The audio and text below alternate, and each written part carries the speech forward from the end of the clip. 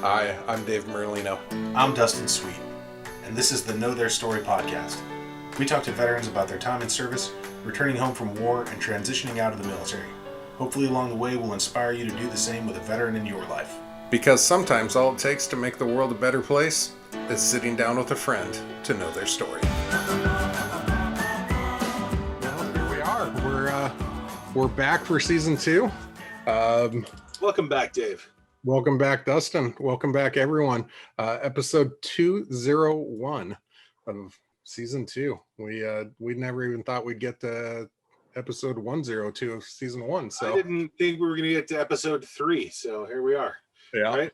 Yeah. And this will be the year of changing backgrounds for me, as we're moving across the state, moving out of Seattle after 23 years here. So that will be fun. But we have a very good episode today. We have 2 guests with us. They serve with the Navy in both Guantanamo Bay and Norfolk, Virginia. Please welcome Tiffany and Laura. Thank you for joining us today. Thank you for having me. Yeah, thank you for having me. Thank you for being on. And I always, Dustin always takes our first question, and let's see. It's always such a softball one too. But I know this one's going to be I've heard this one before, so I'm pretty excited about it. Laura, how did you get into the Navy? Get into the Navy. Well, it's kind of a long story, but the long and short of it is I was living in Dubai, and my husband was abusive, and I had to get away. So I looked into the Navy, which provided me training and everything I needed and a way to escape. And so I did that. And wound up in Guantanamo Bay, which is something most people don't do. They don't go from the Middle East to Guantanamo Bay. No, that's an interesting juxtaposition. So, yeah. And so I kind of went in not necessarily wanting a naval career so much as looking for a safe place to go. But once I was in, I enjoyed parts of it. nice. And Tiffany, what about you? How did you end up serving in the Navy? Well, I took a look at how expensive college was and decided that if I was going to go into school, I needed some money, and the Navy gave me the means for that. Nice. That is definitely one of their marketing avenues they use. Mhm. It's a selling point. Yeah. So then how did you two meet up? You want to take this one, Tiffany? Yeah, we served in Gitmo together. So you were there before Gitmo became the Gitmo of Notorious Legend, or however I you were going was. to talk about that. I got there just about 3 months before Tiffany. In fact, Tiffany was assigned to me as somebody to show around. And Okay. I took that relationship very seriously, and we've been friends ever since. So That's how I know Dave. That's an oversimplification. I was Dustin's RA in college, and he showed up the first day in his track pants and a high school football jersey with a mohawk, and I was like, oh Jesus, gonna have to watch, this guy's gonna be a problem. And then a week later we were best friends. So Yeah, it's really simple. so yeah, I do remember that first day just going, oh boy. So I don't know if that says a lot about Dustin or a lot about me that we became best friends so quickly. So Tiffany, were you what was the change up when you heard you were going to, when you found out you were going to go to Cuba and serve? What was that like? Well, I had no idea what Cuba was, or I knew what Cuban was, but I didn't know what Guantanamo Bay was, and why, when I got the orders, why there were a few people that kind of freaked out, and they were really concerned about it. I was just excited. I was like, Cuba, that sounds neat, I was thinking, I'm gonna get to go to Havana, I'm gonna get to party, it's gonna be great. And then I did a little research on the internet and found out what was going on, and I was like, oh no, this that's is less. yeah, I was not as nearly as excited as before, because one of the other reasons why I joined the Navy was to, you know, travel and, you know, experience new cultures and, you know, just do something more than, you know, my normal, you know, I like was born and raised in the same place, and I kind of wanted to experience more of the world. And then I got stuck in isolated duty in Cuba, and that was not my idea of what I wanted. So it was kind of a disappointment. Yeah, and when they say travel the world, you thought it'd be more than an hour boat trip away from Florida. Yeah, exactly. Yeah, we were both expecting something different. I was asking for Atlantic service, or in hopes to get to Europe, and I wound up in Gitmo. I totally forgot about Gitmo. Yeah, And, it's yeah. They technically got you to the Atlantic. You were hoping for the other side of it, though. I was hoping the other side of it. And you mentioned you were there before Gitmo became Gitmo. Yes. Was that kind of an immediate, like, just change, like in the atmosphere, and you could feel it, or was it kind of over time things just kept changing? It was pretty immediate. Basically, once we knew, everything was built really quickly. The permanent facilities were built amazingly quickly. So they had obviously a long-term plan here. And that's what impressed upon me, is that they're really building quite a bit. Where was I? The transition to Oh yeah, the feel of it before then, though, it was very much like very laid back, and everybody knew each other. You know, it was great for snorkeling and fishing. There were no restrictions. It was just kind of a big party when you weren't working. But once they started flying detainees, and the stress level jumped through the roof. We had a lot more people on the base. We had a lot more Army on the base, which we weren't used to having on a naval base. And they restricted things we could do for fun. So. And what was it like for you, Tiffany, to be going into that environment? Obviously, you know, like you said, you did some research and realized that it wasn't quite what you thought it would be, but actually arriving there, what was that kind of intake like for you? Well, I didn't know what to expect, to be honest. Like Laura, she gave me some heads up here and there, but I wasn't expecting a desert. I wasn't expecting it to be so dry. I was expecting this, like, you know, it was the tropics, so I was expecting lots of tropical plants and, you know, animals and stuff like that. But I was not expecting the cactuses or cacti. And I when I got off the plane, I wasn't expecting this dusty, you know, airfield. It was not what I was expecting. It felt very almost like third world, but not quite that, you know. It was real close to it though. Like, because they were still, like, the base was still being built up, like they were still making improvements and stuff. Like when I first got there was only a few restaurants, so you only had a few choices of places to eat. And so it was still in the process of being I know that while I was there, they improved the base quite a bit, and they spent more time on morale and welfare. And so it was just jarring. It just didn't, like, it was not what I was expecting, even with my research. Well, I will say I was today years old when I found out it's not a lush tropical environment that A Few Good Men makes it seem to be, or when you think of Cuba. So yeah. That's interesting. What was my next question? I had a next question. What was it like operating with so much Army there?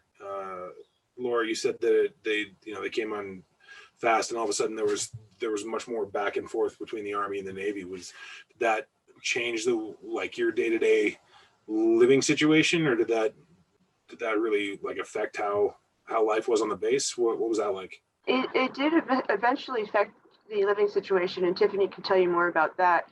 But we were living basically in condemned barracks. All the buildings were condemned, and so part of the money went to rebuilding, and people had to move and shift places. Let's see, where was I going? The change with the Army and I guess right, yes. There was just a few bars we hung out at, and they would come from the camps down to those, and it would be just more problems, and it wasn't that it was an Army Navy thing. It was just a different culture, and it brought a lot of extra men and very few women to the same island. So yeah, when you talk about, I mean, I know that I went to school in San Diego, to University of San Diego for a while, and I went to a Padre game, and the Navy was on one side and the Marines were on the other. It could not have been more different. The Marines come in, they file in formation, they sit down in formation, cross their legs the same way, all their sleeves are the same. They don't move until the 7th inning, until they jog out together under formation, and the Navy was on the other side drinking and taunting them. And I remember looking at that thinking, well, I would definitely join the Navy before I joined the Marines. Was there any cross, when you're at the bar, did it we lost Dustin. Oh well, he'll pop back on.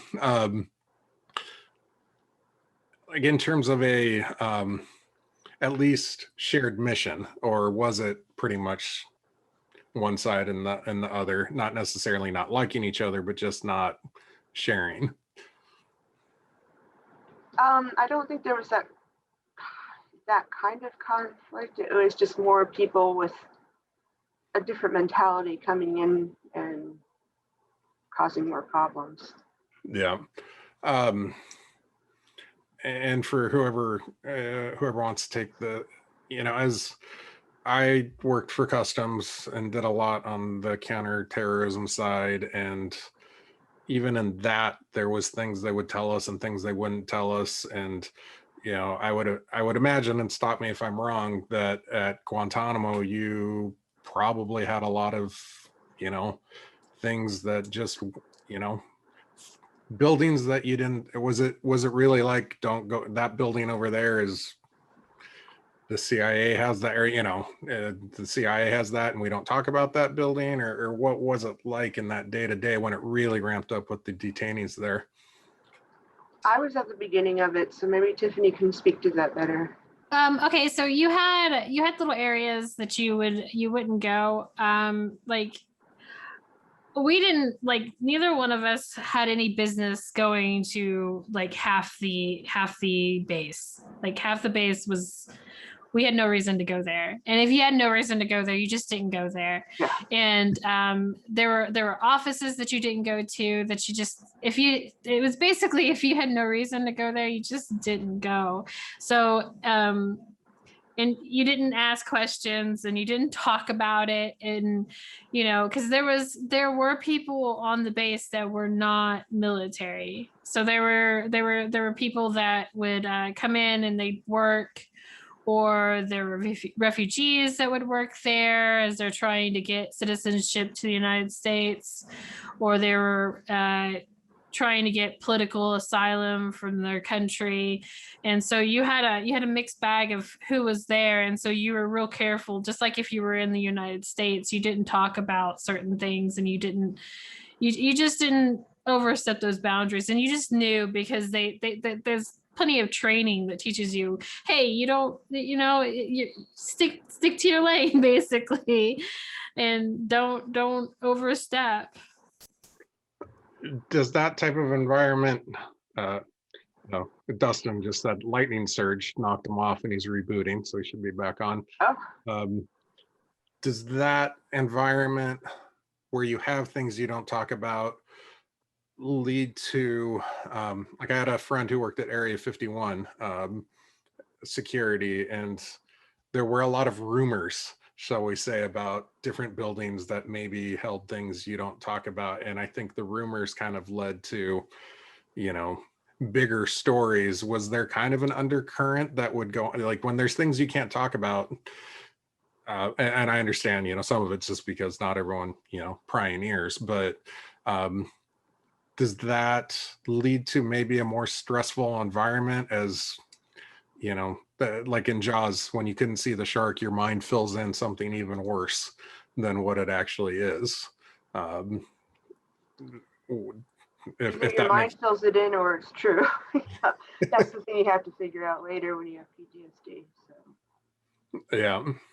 I didn't have issues not knowing about, like, the secret stuff that was going on. My issues were more, I would see, various holes and defenses, or I'd be concerned about certain things, and just like, because I didn't know the precautions that were taken to prevent certain attacks or certain circumstances, that I would have some anxiety there. But as far as like the secret stuff, I was kind of happy not knowing about it, because then, I wasn't involved. So, I'm sure there were things that occurred that is not exactly something that I would be proud of or would like to know about. And that's true in any part of the world. Like, government doesn't matter. There's always something that I'm pretty happy about being ignorant about it. And so, I kind of saw it as a blessing, but it was mostly, I wanted to feel safe, and I didn't always feel safe when I was overseas. Yeah, and that, pardon me, I'm just trying to pull one thing up here. Let me clear. I thought it was in my email, and then I just remembered it's in my text messages, so I should pull up the right thing.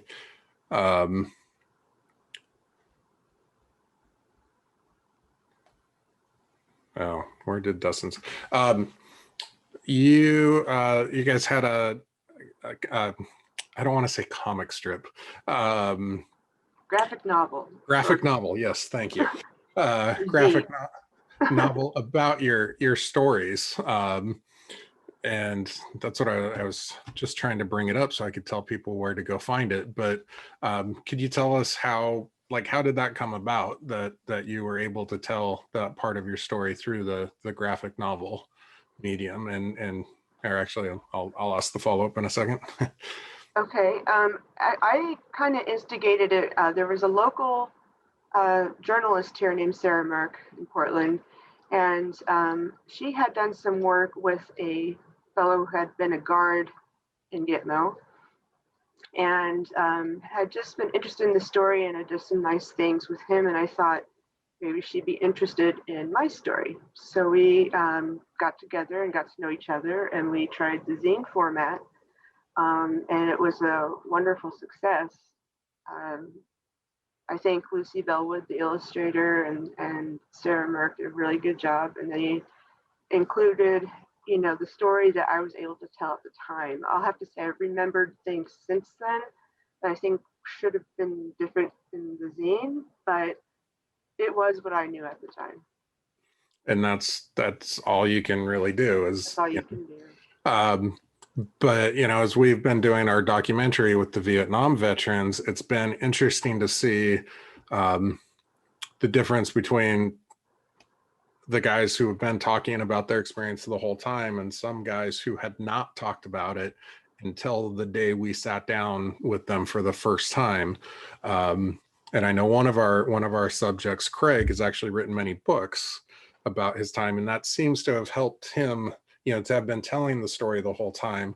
For you to sit down and put your story into that graphic novel, how did that feel afterwards to kind of be able to do that and tell it? Did you feel anything the next day? Like, I did feel better. I felt like I had done something about it. I also studied to be an artist and was studying art in PSU at the time. So, it was just kind of another one of those projects I did. And, I'm really pleased with the outcome. I think it was a great experience, and it was a healing experience for sure. mm-hmm. Yeah, and that's through this podcast and through the movie. That's really all we're trying to say, is just being able to talk, to bridge the gap. A, to be willing to talk, and B, to have someone to talk to bring those together. I mean, we've seen such a huge difference as we follow these veterans year over year over year, of the power of talking. And it's kind of amazing to look at an interview from 2016 and one from 2020, and to see that. Tiffany, were you also in that, or was that Laura? I was. I did it anonymously though. So I mean, if somebody was to watch this, and they could probably put two and two together. But we don't have to go into anything you don't want to go into. There are some things that I would like to not talk about, but Okay. it was kind of a healing experience. I had the same kind of experience there, and it was nice to have that outlet. And I noticed I want to think that doing that helped, and maybe some people were able to see my story and kind of think about what could be occurring, because I noticed that shortly after that there was some movement in the right direction as far as how females are treated in the military, because it is definitely a male dominated career field, and it is definitely difficult as a female to be in the military. Mm-hmm. Yeah, and that's, Dustin and I had talked about this going into it, of knowing, the experiences, and we talked about it. We're like, I know culturally right now, are people not going to like, two male hosts talking to female soldiers about, and finally I was just like, if these conversations were easy, we wouldn't have to do this podcast. We wouldn't have to do this movie. And that's, everyone has to be willing to have the conversations, no matter how tough the subject is. And they need to be told. And to know that even if a few people looked at that graphic novel, we've gotten emails from people who've seen the trailer to the movie, veterans I've never met from all over the country, email me and tell me their story in the email, saying, wow, I just want to tell my story. And sometimes maybe there's a little dust in the room as I read it, not only just to hear their story, but to think that way inspired, that is kind of heavy sometimes as I sit in my office in my extra bedroom doing this. But usually we'd save this question kind of towards the end, but I think it's a good place to talk about it now, in terms of what advice would you have to other veterans or to family members in terms of telling that story and how it felt, and what advice you would give to Vietnam veterans from 50 years and haven't talked to soldiers who just came home or transitioned out of the military yesterday. Any advice you would have for them?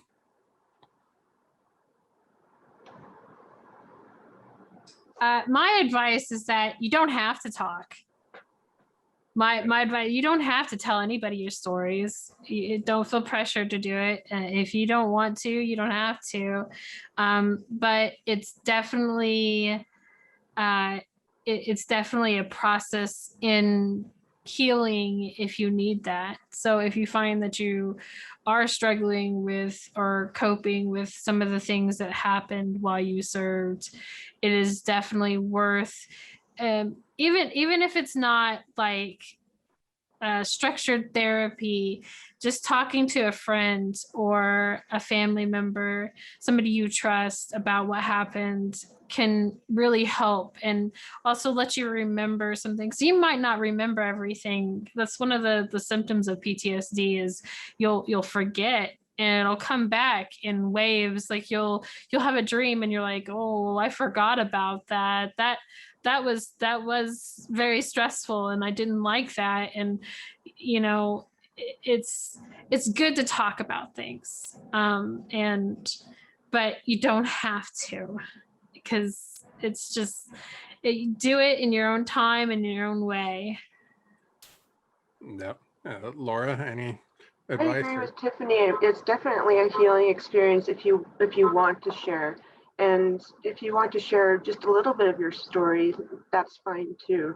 I think everybody should respect each other's wishes and support each other, even if they can't speak about their story. So Yeah, and I can say I'll speak for Dustin since he's not on. I can put any words I want in his mouth. No, for us, having done this for the last 4 years, it taught me a lot about listening. I thought I was a good listener, but when you do a documentary, I would have to pause to allow room for the editor to go. So when I think something was done, I'd be counting in my head like 1, 2, 3, and in that silence is when they would really start talking. And it taught me that we're so quick to want to offer our advice, to get in and fix that problem that we start talking. And by only being allowed to listen and allow that, that's where the true conversation started happening. And it is for anyone, I wasn't in the military, I was in law enforcement, but that's, I like to say that's halfway.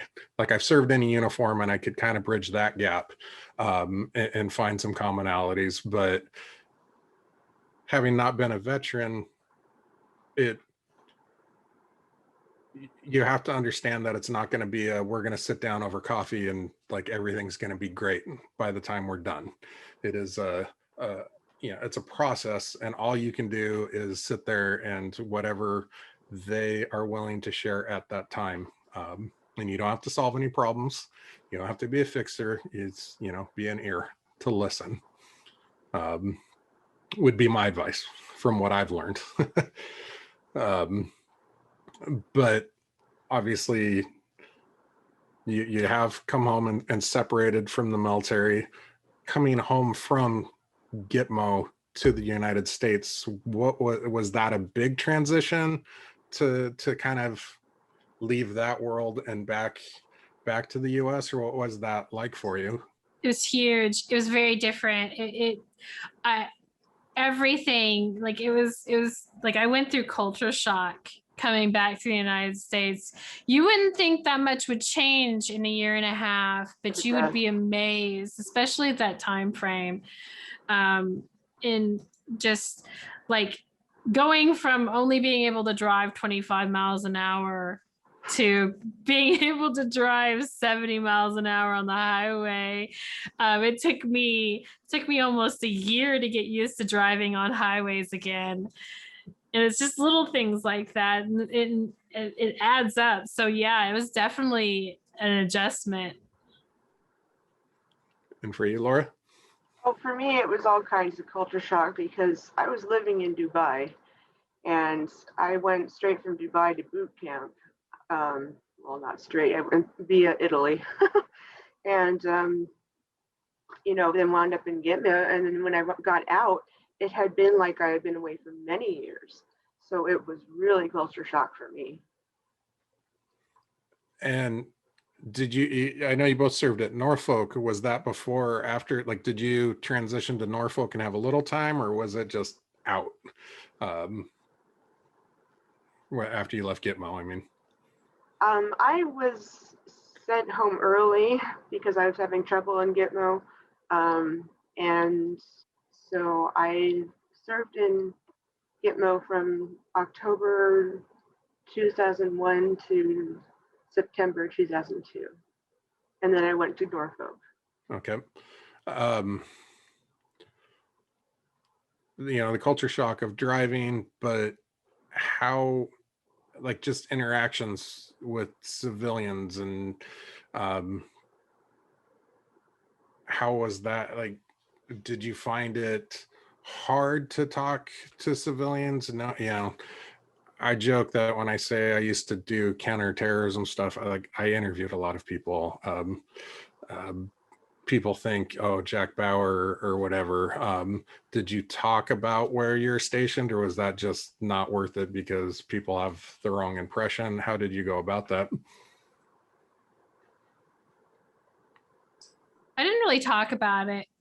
Like there's a couple of people I would talk to about it, but it was mostly like friends or family. I wasn't like, we didn't, so after 9/11, they didn't want you advertising you were in the military. They wanted you to keep that kind of on the down low. And so, wearing your uniform in public, you weren't supposed to. You weren't supposed to like stop and go shopping in uniform. And, even if you were in like your dress whites or something like that, you weren't supposed to. You were only supposed to wear your uniform if you were going to work.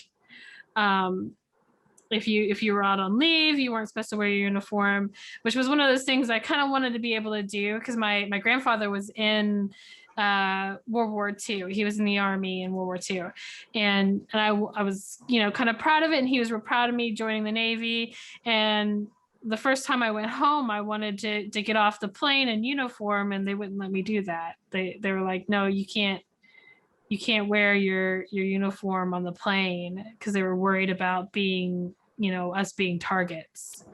And I think they've relaxed a little bit on that, but that was one of those things that I kind of regretted. My grandfather never got to see me in uniform. Yeah, that is interesting. There's a lot of parallels to the Vietnam veterans who were told, I mean, different reasons. They were told not to get caught in their uniform because of the protesters, and a couple of our guys were spit on. But is there a comment? They said that kind of it. They were proud and they did want to wear their uniform. And they kind of felt like that was a betrayal under their circumstances to not be proud of it. Did you feel that was kind of a punch in the gut then, or to not be able to? I mean, I know you, like you said, your grandpa didn't get to see you in your uniform, but just even at the end of your service to not be proud of that, did that have even a longer lasting impact than if you had been able to wear it off the plane? I don't think so, because I understood the reasons why they didn't want us to wear uniforms, and it wasn't like we didn't have the same situation, because it was a different environment. There was a lot of people that really supported the military about that time, so it was not as concerning. It was mostly they didn't want us to be targets for terrorists versus protesters. So it was kind of a different situation. And how about for you, Laura, in terms of I want to say, it's not quite the landing home, like coming back from Vietnam, but that initial step back onto U.S. soil, that feeling, like actually when the plane got in, or boat, or how it went. How it went when I. Well, I mean, we talked about the culture shock of it, but as as you separated from the military, did you have a plan of where you wanted to go, or was it, I'm out? Yeah, I kind of did. I got an offer from where I was working. I got an offer for another position, but it didn't have the clearance. And then finally I took a job in Denver as a contractor. All right. Excuse me. I've been talking too much today. And I guess, we talked about advice to veterans in terms of talking, but just as you look back on your career and separating, is there anything that, if you could go back and tell yourself that, the person on the day of separation, what you know now, is there anything you would go back and tell yourself, any words of wisdom of going forward?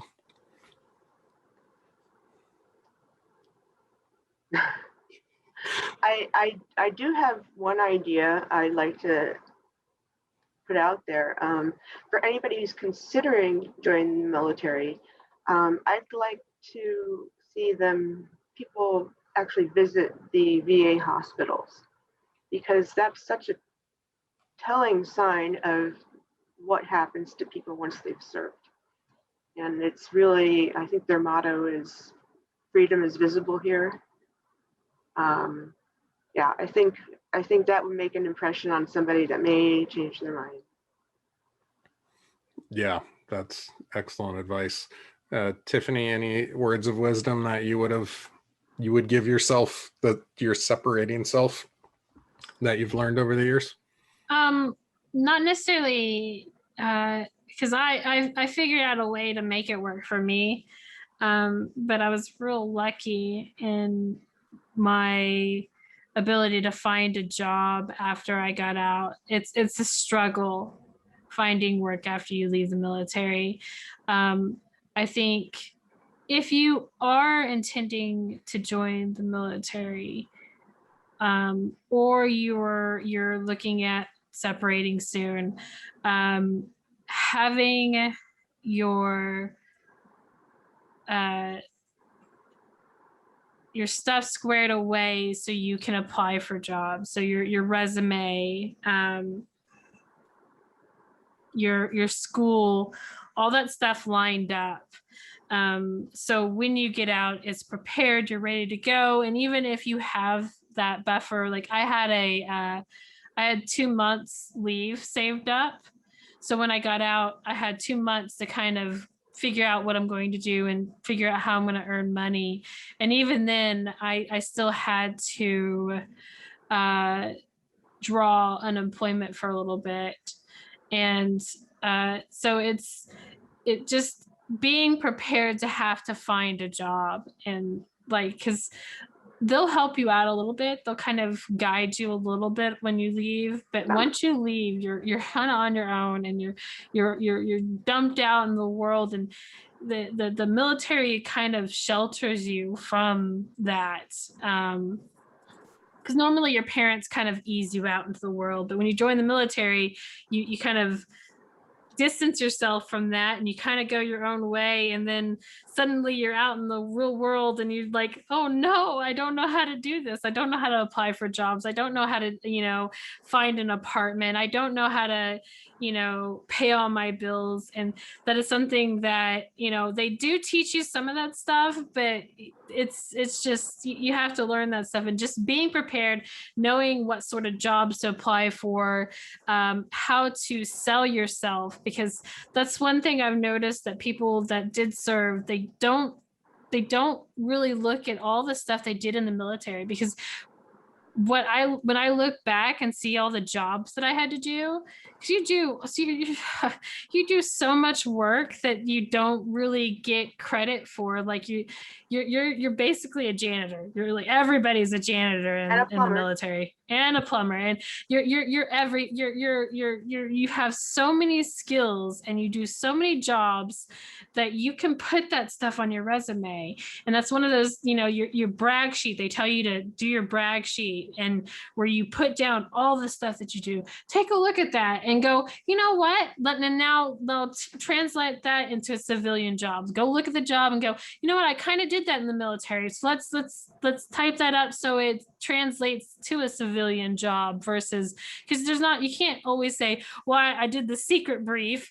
Well, that's somebody in a civilian job is going to look at that and like, I don't know what that is.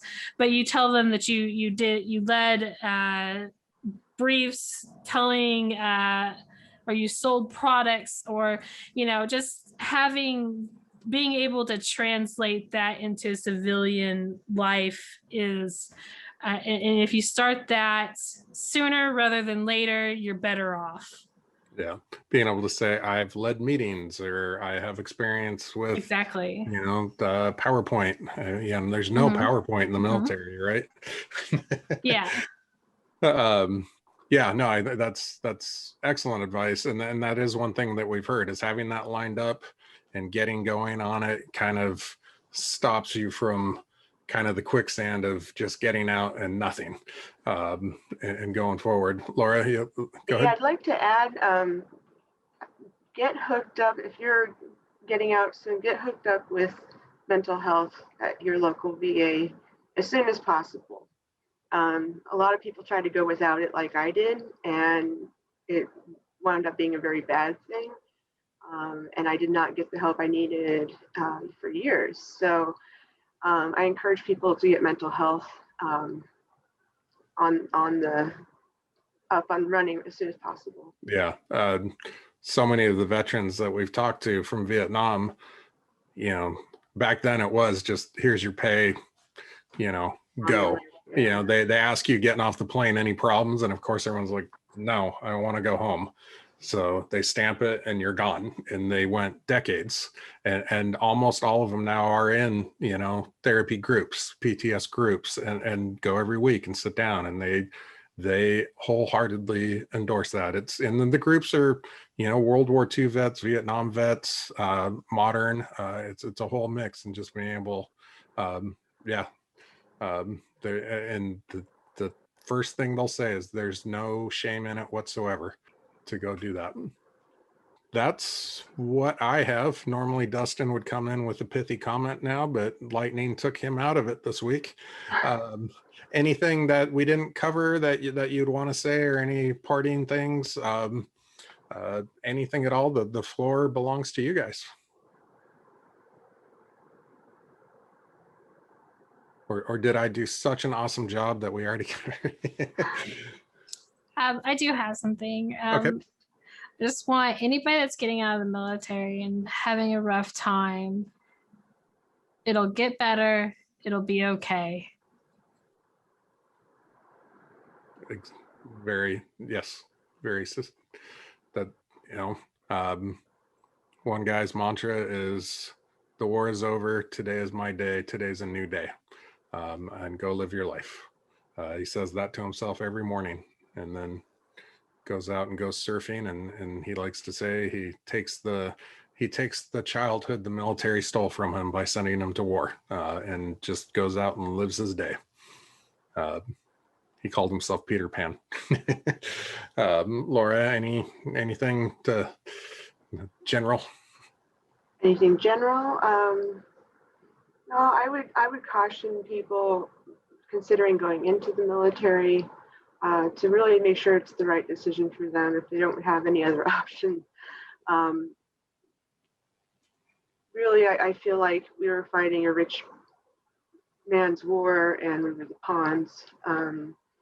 But it's, it in some ways it was interesting. Like, if you're interested in international business or politics, that aspect, it was very interesting. But overall, you're going to be working really hard, doing crummy jobs, and having bad hours, and probably PTSD at least. So.